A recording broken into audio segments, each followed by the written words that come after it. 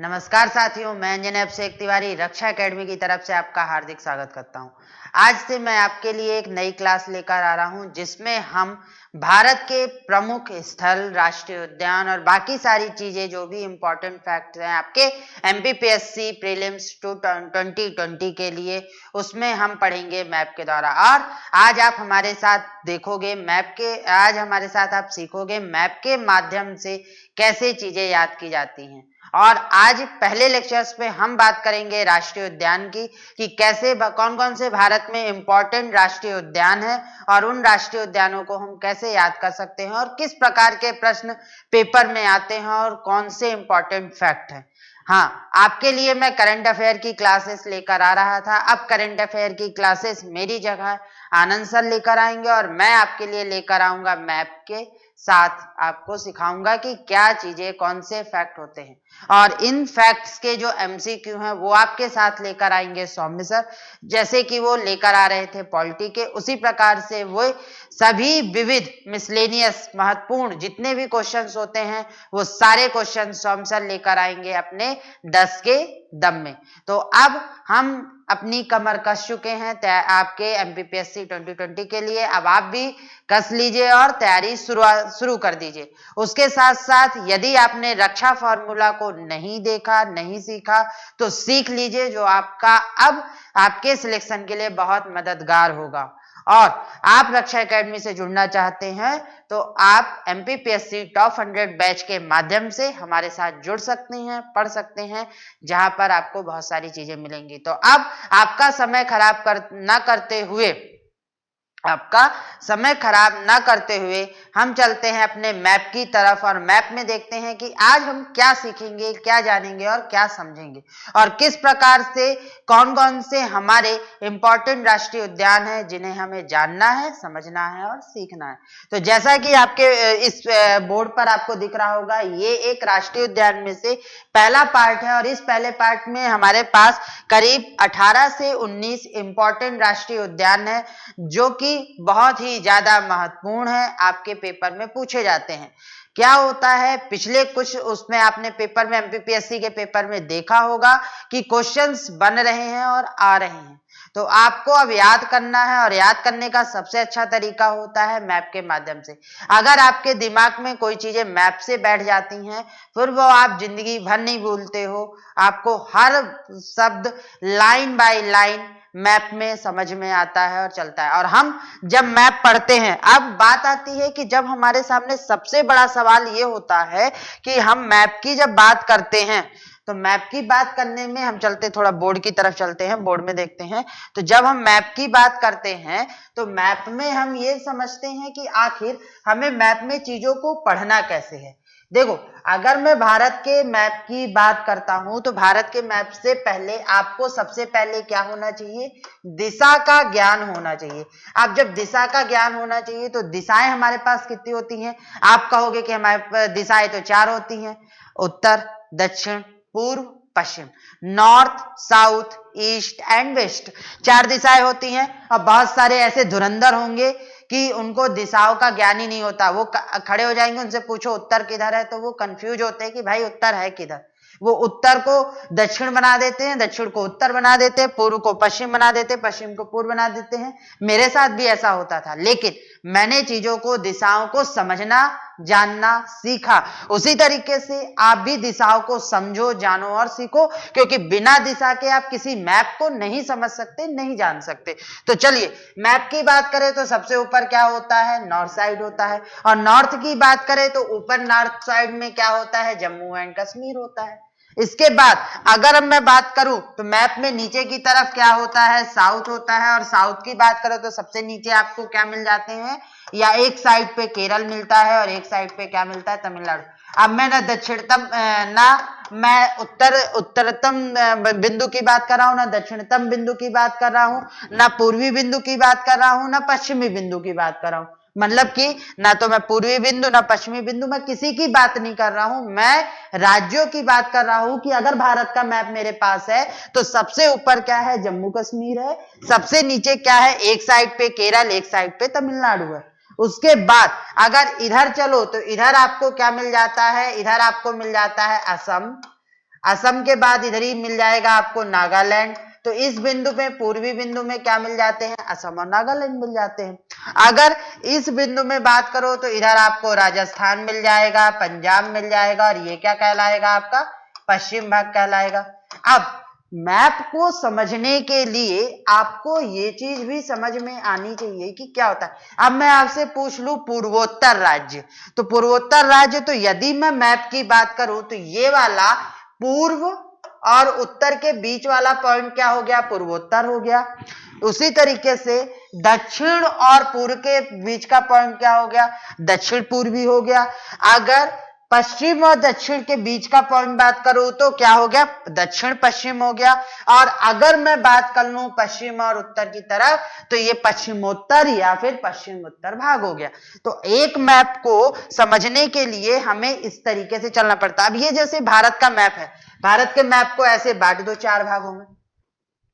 अब 4 भागों में बांट दिया, बट गया। 4 भागों में देखो, ये उत्तर पॉइंट हो गया, ये दक्षिण पॉइंट हो गया, ये पूर्वी पॉइंट हो गया, ये पश्चिमी पॉइंट हो गया। यही चीज तो थी। और हम जब किसी मैप को पढ़ते हैं तो हमें पढ़ने के लिए हम मैप को क्लॉकवाइज पढ़ना सीखते हैं। क्लॉकवाइज पढ़ोगे चीजें दिमाग में बैठेंगी, क्योंकि हम दिन भर अपने आप को किस पे देखते हैं? घड़ी पे समय देखते हैं। पढ़ते होगे ना, पढ़ते समय क्या होता है आपके साथ? पढ़ते समय आप दिन भर घड़ी देखते हो कि अरे यार 2 घंटे पढ़ लिया, चलो थोड़ा सा व्हाट्सएप चला लेते हैं, फेसबुक चला लेते हैं, फिर आए फिर 5 मिनट। तो दिन भर आप क्या देखते हो? घड़ी को देखते हो। घड़ी को देखते हो तो घड़ी पे आपके दिमाग में टाइमिंग कैसी सेट होती है? दिमाग में टाइमिंग आपकी सेट होती है कि क्लॉकवाइज, घड़ी की दिशा में। तो हम भी जब मैप में पढ़ना शुरू करते हैं तो हम उसको क्लॉकवाइज पढ़ते हैं। मतलब हम चलेंगे इधर से और ऐसे घूमते हुए आ जाएंगे फिर से ऐसे। तो हमें चीजें मैप में बहुत अच्छे से समझ में आएंगी। जब भी आप पढ़ते हो तो कभी भी किसी भी चीज को उल्टा मत पढ़ो, सीधी डायरेक्शन में पढ़ो, तो चीजें आपके दिमाग में भी सीधा चलती हैं। क्यों? उसका रीजन क्या है? आप अगर हाथ भी घुमाते हो तो क्लॉकवाइज में घुमाते हो, सीधा घुमाते हो। क्या उल्टा हाथ घुमाते हो? नहीं। चक्री घुमाते हो तो सीधी घुमाते हो। तो उसी तरीके से आपका दिमाग भी सीधा ही चलता है। और अगर किसी का दिमाग उल्टा चलता है तो फिर नहीं कह सकते हम, पर जिनका सीधा चलता है उसके लिए ये काम आपको करना बहुत जरूरी है। तो अब आपको मैप समझ में आया कि हमें मैप को पढ़ना कैसे है। हमें एक इंडिया का मैप या किसी भी वर्ल्ड का मैप मिल जाए तो उस मैप को हमें कैसे बांटना है, ये सारी चीजें यदि आपको समझ में आ चुकी हैं तो चलते हैं। अब हम बात करते हैं किसके बारे में? राष्ट्रीय उद्यान के बारे में।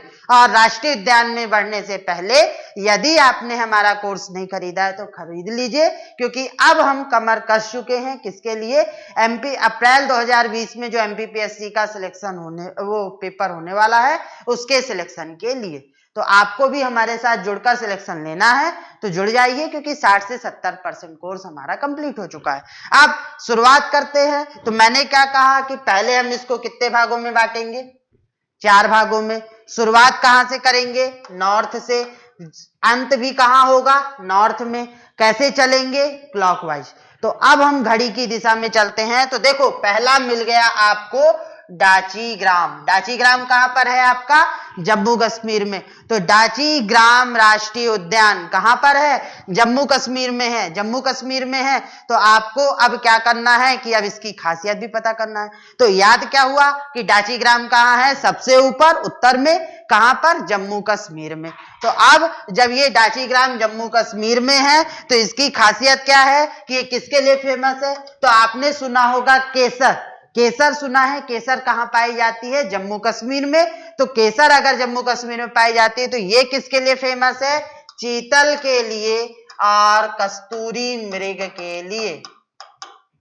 तो अब ये किसके लिए फेमस है? चीतल और कस्तूरी मृग के लिए। मतलब कि डाची ग्राम राष्ट्रीय उद्यान कहां मिलता है में क्या सबसे ज्यादा है? किसका संरक्षण सबसे ज्यादा होता है? चीतल और कस्तूरी मृग के लिए ये प्रसिद्ध है, संरक्षण के लिए ये प्रसिद्ध है। और कैसे याद करोगे? कस्तूरी, कस्तूरी मतलब केसर। केसर कहां मिलती है? केसर आपके जम्मू कश्मीर में सबसे ज्यादा पाई जाती है। तो उससे याद हो गया ये। उसके बाद हम चलते हैं उसी जम्मू कश्मीर में, आगे बढ़ो तो अगला मिल गया हेमिस राष्ट्रीय उद्यान। आपको लगता होगा कि मैप आपको थोड़ा सा डिस्टर्ब कर रहा है, तो चलिए हम इस मैप को थोड़ा सा और बड़ा कर देते हैं और फिर समझते हैं। तो देखो, अब आपको क्लियर समझ में आ रहा होगा जहां तक मुझे अंदाजा है। तो अगर मेरा अंदाजा बिल्कुल सही है तो आपको ये समझ में आ रहा होगा। तो चलो चलते हैं और डिस्कस करते हैं आगे की बात। तो आगे की बात में हम किसके बारे में देख रहे थे? डाचीग्राम। डाचीग्राम याद हो गया, राष्ट्रीय उद्यान है। कहाँ है? जम्मू कश्मीर में है। किसके लिए प्रसिद्ध है? चीतल और कस्तूरी मृग के लिए। क्यों? और याद कैसे रहेगा? केसर कहाँ पाई जाती है? सबसे ज्यादा जम्मू कश्मीर में कस्तूरी मृग है, तो उससे याद कर लो। तो डाचीग्राम राष्ट्रीय उद्यान पहले नंबर पे जम्मू कश्मीर। आगे बढ़े क्लॉकवाइज डायरेक्शन में, तो अगला मिला हेमिस राष्ट्रीय उद्यान। और जब हेमिस राष्ट्रीय उद्यान आपको मिलता है तो हेमिस राष्ट्रीय उद्यान कहाँ पाया जाता है? पूर्वी लद्दाख क्षेत्र में पाया जाता है। और हेमिस किसके लिए प्रसिद्ध है? लद्दाख सबसे ज्यादा ठंडी पड़ती है और अभी इसको केंद्र शासित प्रदेश भी बना दिया गया है, तो ठंडी सबसे ज्यादा पड़ती है। और किसके लिए? भारत में दो चीजें सबसे ज्यादा मिलती हैं, एक तेंदुआ और एक आपका बाघ। तो तेंदुआ और बाघ और हाथी, तो हाथी सबसे ज्यादा नीचे की तरफ है, तेंदुआ सबसे ज्यादा कहां पर है? पूरे भारत में ही मिलते हैं। और अभी अगर बात करूं, करंट की बात करूं, तो तेंदुआ प्रदेश कौन बन चुका है? सबसे ज्यादा तेंदुआ कहां पाए जाते हैं? मध्य प्रदेश में। तो तेंदुआ प्रदेश भी मध्य प्रदेश हो चुका है, बाघ प्रदेश भी क्या हो गया है? मध्य प्रदेश हो गया है। तो ये दो फैक्ट भी आपको याद रखना है, आपके पेपर में आएंगे। तो चलिए आगे बढ़ते हैं। हेमिस राष्ट्रीय उद्यान, हेमिस कहाँ है? पूर्वी लद्दाख में। हेमी मतलब क्या हो गया? ठंड वाला। ठंड वाला मतलब कि याद कर लो, हिम तेंदुआ के लिए प्रसिद्ध है। इसके लिए प्रसिद्ध है, हिम तेंदुआ के लिए प्रसिद्ध है। तो अगली क्लास में यही चीज आ गई। अगले पॉइंट पे ये आया क्लॉकवाइज बढ़ने पे कि हेमिस मतलब हेमी मतलब क्या हो गया? हिम तेंदुआ। तो ये हो गई आपका नेक्स्ट। उसके बाद हम चलते हैं अगले पॉइंट पे। तो आ जाते हैं कहां पे? ग्रेट हिमालयन राष्ट्रीय उद्यान। ग्रेट हिमालयन राष्ट्रीय उद्यान, तो देखो इसके नीचे क्या है? हिमाचल प्रदेश। हिमाचल प्रदेश है, हिमाचल से हिमाल से याद रखो ग्रेट हिमालयन। तो ग्रेट हिमालयन कहां पाया गया? हिमाचल प्रदेश में। हिमाचल प्रदेश में पाया गया। और दूसरी बात ये क्या है? विश्व विरासत स्थल में भी शामिल है। तो अगला पॉइंट क्या याद रखना है कि हिमालयन मतलब हिमाचल और हिमाचल मतलब विश्व विरासत स्थल में भी शामिल होना। उसके अलावा ये जैव विविधता के लिए प्रसिद्ध है। और तीसरा सबसे इंपॉर्टेंट चीज, भूरे भालू के लिए भी प्रसिद्ध है। तो सबसे ज्यादा भूरे भालू के लिए, पेपर में क्वेश्चन ऐसा आ जाए कि भूरे भालू के लिए प्रसिद्ध हिमाचल प्रदेश में स्थित निम्नलिखित में से कौन सा राष्ट्रीय उद्यान है? ऑप्शन दे दे तो सीधे लगा देना ग्रेट हिमालयन। बात खत्म। आगे बढ़े नंदा देवी। नंदा देवी तो याद कर लो, नंदा देवी कहाँ है? उत्तराखंड में। देवी देवताओं का शहर कौन सा माना जाता है? नंदा देवी। तो देवी देवताओं का उत्तराखंड। तो देवी देवताओं का शहर कौन सा है, मतलब राज्य कौन सा है? उत्तराखंड। बद्रीनाथ, केदारनाथ, यमुनोत्री, गंगोत्री सारी चीजें वहीं पे है। तो नंदा देवी, देवी लग गई। देवी कहाँ पाए? भगवान कहाँ होते हैं? उत्तराखंड में, हम यही बोलते हैं। और उत्तराखंड में तो नंदा देवी भी कहाँ हो गया? उत्तराखंड में हो गया। अब नंदा देवी क्यों प्रसिद्ध है? इसे भी यूनेस्को के विश्व विरासत स्थल में शामिल किया गया है। तो ये भी हो गया आपका विश्व विरासत स्थल में शामिल। उसके बाद हम आगे बढ़ते हैं और सबसे महत्वपूर्ण की तरफ चलते हैं, कार्बेट, जिसे हम नाम जानते हैं किससे? जिम कार्बेट से। अब जिम कार्बेट भी क्या है? नंदा देवी के साथ ही है। और नंदा देवी के साथ है मतलब उत्तराखंड में है। और जिम कार्बेट पहला राष्ट्रीय उद्यान है। ये अंग्रेजों के समय था, फिर बना था, फिर उसके बाद इसको पहला राष्ट्रीय उद्यान भी घोषित कर दिया गया था। विश्व वन्य जीव कोष मतलब जो एक वन्य जीवों के संरक्षण, उनकी विविधता को बचाए रखने के लिए एक कोष की स्थापना की गई है, जिसे विश्व वन्य जीव कोष कहा जाता है। इस विश्व वन्य जीव कोष से इसको पूरी की पूरी फंडिंग मिलती है, वो वाला भी है। दूसरी बात, ये हाथी के लिए संरक्षित क्षेत्र है। तो ये दो लोगों के लिए संरक्षित है, ये हाथी के लिए भी है और ये किसके लिए है? बाघ के लिए भी है। तो याद रखना, नंदा देवी के साथ कौन होगा? कार्बेट। और नंदा देवी के साथ यदि कार्बेट है तो देखो देवी के लिए याद रखो कि देवी जी का जो आपका वाहन होता है वो कौन होता है, बाघ होता है। और अगर देवी जी का वाहन बाघ है तो जिम कार्बेट में क्या है, बाघ संरक्षित है, तो वो भी देवी जी के साथ होगा। देवी जी के साथ होगा मतलब कहाँ होगा, उत्तराखंड में होगा। चीजों को याद करना पड़ता है, याद करो तो समझ में आएगा। और चलोगे कैसे, क्लॉकवाइज चलोगे। शुरुआत कहाँ से करोगे, उत्तर में करोगे। हो सकता है इस क्लास को मैं 2 या 3 पार्ट में बनाऊं, आपके लिए अच्छा है, लेकिन चीजों को समझना और जानना भी जरूरी है। उसके साथ साथ आगे बढ़ जाओ, आगे बढ़ो। तो आगे बढ़ने पे अपने को क्या मिला, पन्ना को अभी छोड़ो, बीच में हम बाद में चलेंगे। कार्बेट के बाद आ जाओ कहां पर, फिर से आ जाओ यहां पर, तो 2 दिख गए, मानस और काजीरंगा। अब मानस और काजीरंगा दिख गए और यहीं पे क्या है आपका, असम भी है। बिल्कुल कहोगे कि असम है, तो मानस काजीरंगा कहां हो गए, असम में हो गए। असम में हो गए, क्यों फेमस है, इस पर भी सवाल उठता है। तो मानस असम में है बाघ के लिए, काजीरंगा एक सींग वाले गैंडा के लिए प्रसिद्ध है। तो देखो कुछ चीजें तो याद रट लो, दिमाग में पेपर में पूछी जाती हैं। एक जिम कार्बेट, एक मिनट, एक याद कर लो जिम कार्बेट, एक याद कर लो नंदा देवी, एक याद कर लो ग्रेट हिमालयन हेमिस। ये तो जितने भी मैं आपको बता रहा हूं ये सारे आपके महत्वपूर्ण है। जस्ट अ सेकेंड, एक मिनट।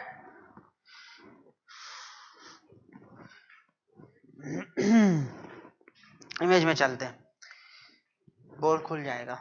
बोर्ड में थोड़ा सा दिक्कत आ रही है, टेक्निकल चीजें हैं यार, टेक्निकल चीजें कभी कभी डिस्टर्ब कर जाती हैं, तो थोड़ा सा चीजों को समझो आप भी।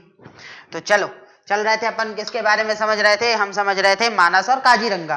तो मानस और काजीरंगा दोनों के दोनों आपके किसके लिए फेमस हैं, दोनों के दोनों आपके फेमस हैं बाघ संरक्षित। और काजीरंगा किसके लिए फेमस है, मानस मतलब बाघ और काजीरंगा मतलब क्या हो गया, काजीरंगा एक सींग वाला जो गैंडा पाया जाता है उसके लिए जो संरक्षित क्षेत्र है वो कौन सा है, काजीरंगा है। और मानस बाघ के लिए। और दोनों कहां कहां पाए गए, असम में पाए गए हैं। उसके बाद हम आगे की तरफ चलते हैं और आगे की तरफ देखो तो क्या चलता है आगे की तरफ। अब आ जाओ आगे, अब नेक्स्ट आप उत्तर से कहां से पहुंच गए, अब आप पहुंच गए उत्तर से पूरब की तरफ। और यहाँ पे जस्ट अ सेकंड, ये देखो अब आ गए आप कहां, उत्तर से चले थे, उत्तर से बढ़ते बढ़ते बढ़ते बढ़ते बढ़ते आप आ गए आप कहां, पूरब में नीचे की तरफ। और नीचे की तरफ आए तो सबसे पहले आपको दिखा कौन सा, सुंदरवन। अब सुंदरवन, तो सुंदरवन कहाँ है, सुंदरवन क्या है, डेल्टा है। और सुंदर है, अच्छा वन है, कहाँ पाया जाएगा, सारी सुंदर चीजें कहाँ मिलती हैं, पश्चिम बंगाल में। अंग्रेज यहीं से तो आकर्षित हुए थे, तो यहीं से आकर्षण बढ़ा था उनका। तो याद रख लो कि पश्चिम बंगाल से ही अंग्रेजों ने शुरुआत की थी और वो पश्चिम बंगाल में ही तो यहाँ पर सुंदरवन हो गया। सुंदरवन है तो सुंदरवन किसके लिए प्रसिद्ध है, बाघ संरक्षित क्षेत्र है। सबसे बड़ा डेल्टा है। डेल्टा कौन कौन सी नदियां बनाती हैं आपकी, एक ब्रह्मपुत्र नदी बनाती है, गंगा नदी बनाती है। तो गंगा नदी और ब्रह्मपुत्र का नदी यहाँ बंगाल की खाड़ी में गिरती है और यहीं पे एक डेल्टा बनता है। उस डेल्टा का यहाँ पे वन है और यही वन क्या कहलाएगा आपका, सुंदरवन बाघ संरक्षित क्षेत्र कहलाएगा। उसके बाद हम आगे चलते हैं, आगे अभी बांधवगढ़ बीच वाले हिस्से को छोड़ दो, अभी मध्य प्रदेश वाले हिस्से को अभी छोड़ दो, अभी तो हम नीचे नीचे चल रहे हैं। तो फिर बांधवगढ़ के छोड़ दो, कान्हा किसली छोड़ दो, अब आ जाओ नीचे की तरफ। तो यहां से नीचे बढ़े, नीचे बढ़ो तो अभी यहाँ पे बीच का हिस्सा छत्तीसगढ़ और मध्य प्रदेश को अभी थोड़ा सा भूल जाओ। मान लो कि मध्य प्रदेश और छत्तीसगढ़ भारत के मैप में अभी नहीं है, हैं, लेकिन आप मानो कि नहीं है। और नहीं है जैसे मान लेते हो ना कि हमारी जिंदगी में कोई है नहीं, वैसे यहाँ पे मानो अब भावनाओं में न बह जाना, मैप में बहना, भावनाओं में ज्यादा नहीं बहना है अभी अप्रैल तक, क्योंकि अप्रैल तक अपने को क्या करना है, सिलेक्शन लेना है। और इस साल को जो अपना नया वर्ष है उस नए वर्ष को सिलेक्शन वर्ष में बदलना है। और सिलेक्शन वर्ष में बदलने के लिए आपको रक्षा एकेडमी के साथ जुड़ना है और सीखना है, समझना है, क्योंकि हम कमर कस चुके हैं सिलेक्शन के लिए। अब यहां से बढ़ते बढ़ते आए, बीच का हिस्सा छोड़ दो मध्य प्रदेश और छत्तीसगढ़ को, और आगे बढ़ते जाओ। तो आगे बढ़ने पे आपको नीचे के हिस्से में मिला पेरियार। अब पेरियार, पेरियार नदी कौन सी है? पेरियार नदी कहाँ पाई जाती है? केरल में। और पेरियार राष्ट्रीय उद्यान भी कहाँ मिलेगा आपको? केरल में मिलेगा। अब पेरियार है तो ये क्या है? बाघ संरक्षित क्षेत्र भी है। और दूसरी बात याद रखना, बाघ के साथ साथ यहाँ हाथी भी एक संरक्षित क्षेत्र है। तो मैंने क्या बोला था कि दक्षिण क्षेत्र में हाथी ज्यादातर पाए जाते हैं, तो यहाँ पर ये हाथी का भी संरक्षण हो गया और बाघ का भी संरक्षण हो गया। तो बाघ संरक्षित 2 मिले, एक मिला। हाथी और बाघ वाले कितने मिले? 2 मिले। एक कौन सा मिला? जिम कॉर्बेट मिला। दूसरा कौन सा मिला? पेरियार मिला। तो हाथी और बाघ दोनों के संरक्षण क्षेत्र कौन से हैं? सिर्फ 2 हैं, एक जिम कॉर्बेट और एक है पेरियार। तो याद रखना, जिम कॉर्बेट और पेरियार किसके हैं? हाथी के हैं। उसके बाद आगे बढ़ते हो तो फिर मिलता है बांदीपुर, और बांदीपुर मिलता है तो बांदीपुर केरल के ऊपर क्या है? कर्नाटक है। कर्नाटक है तो बांदीपुर कहाँ पाया जाएगा? कर्नाटक में। और ये भी क्या है? ये भी क्या है आपका? एक बाघ संरक्षित क्षेत्र है। तो ये भी एक क्या है आपका?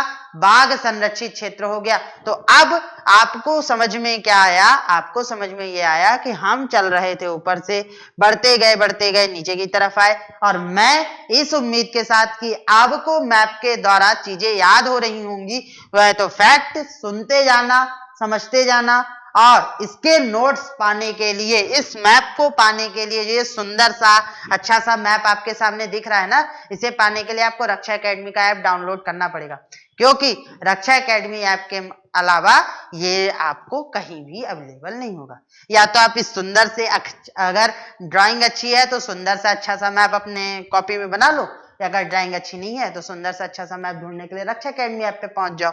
तो वो तो आपको करना पड़ेगा। आगे बढ़े, हम पर पहुंच गए महाराष्ट्र में। महाराष्ट्र में पहुंचे तो महाराष्ट्र में हमें 2 दिख गए, एक संजय गांधी दिख गया, एक मेलघाट दिख गया।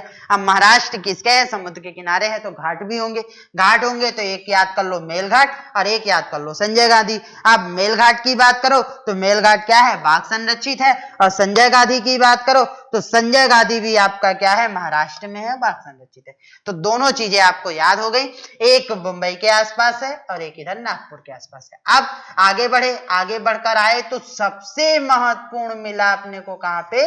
कच्छ की खाड़ी के पास गुजरात में। और कच्छ की खाड़ी के पास गुजरात में मिल रहा है मतलब कि गिर, और गिर मतलब हो गया शेर। तो एशियाई शेरों के लिए प्रसिद्ध कौन सा है? एशियाई शेर या बब्बर शेर के लिए प्रसिद्ध कौन सा है? गिर राष्ट्रीय उद्यान है। और याद रखना, ये क्वेश्चन बार बार पेपर में पूछा जाता है कि बब्बर शेर के लिए प्रसिद्ध निम्नलिखित में से कौन सा राष्ट्रीय उद्यान है? तो कौन सा है?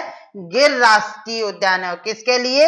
एशियाई बब्बर शेरों के लिए प्रसिद्ध है। उसके बाद हम चलते हैं ऊपर की तरफ चले तो अब महाराष्ट्र से गुजरात पहुंचे, गुजरात से अब पहुंच जाते हैं कहां? राजस्थान की तरफ। और जब हम राजस्थान की तरफ पहुंचते हैं तो थोड़ा सा मुझे रफ कर लेने दो, मैप साफ से दिखे, नहीं तो कहोगे कि सर ने क्या पढ़ाया, हमें कुछ समझ में नहीं आया।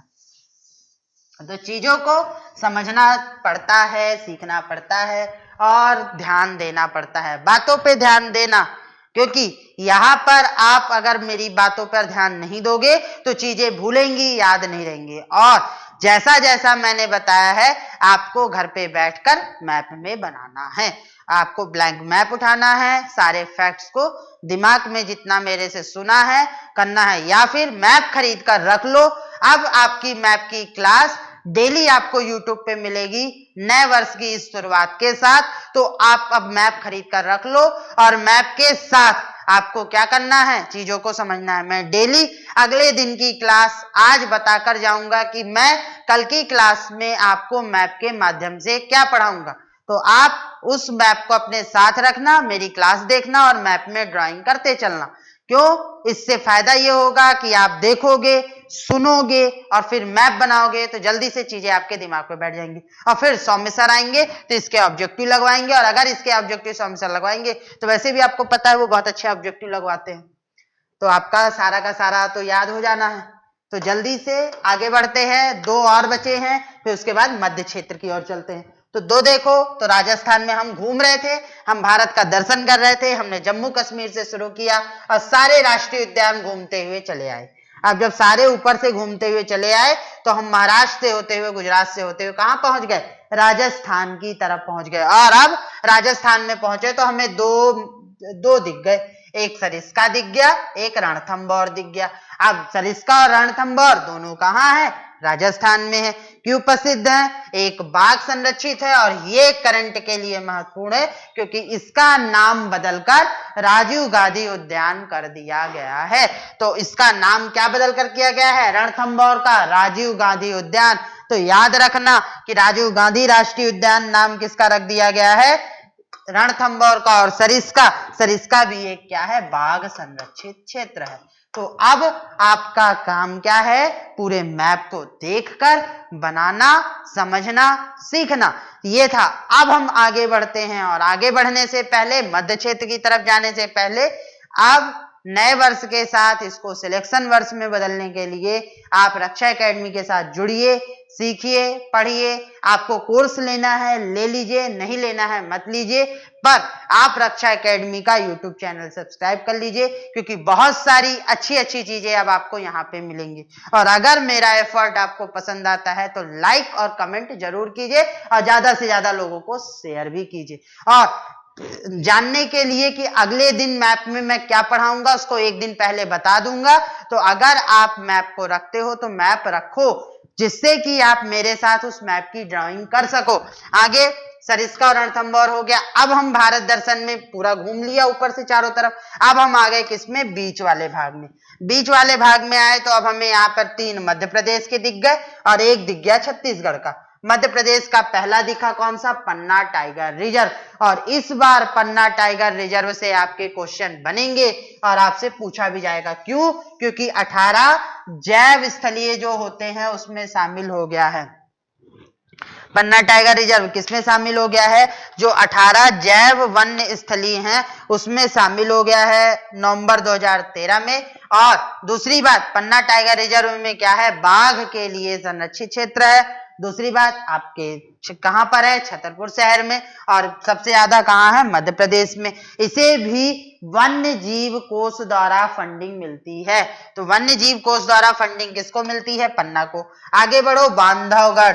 बांधवगढ़ भी कहां है? उमरिया जिले के पास। बांधवगढ़ में क्या है? ये सबसे ज्यादा बाघ घनत्व वाला क्षेत्र है। यहाँ पर बाघ की संख्या सबसे ज्यादा है। और बांधवगढ़ कहां पर है? उमरिया जिले में, मध्य प्रदेश के।